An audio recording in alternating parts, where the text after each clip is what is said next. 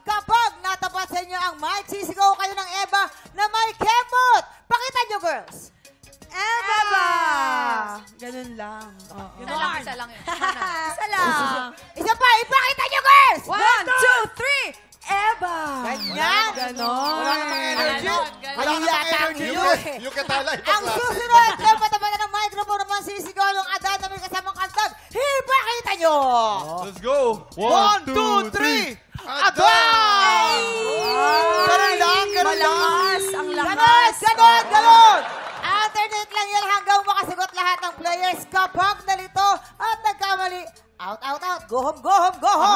Pero, meron kang 500 pesos. Walang pa kaya ang 500! Ang matirang matibay.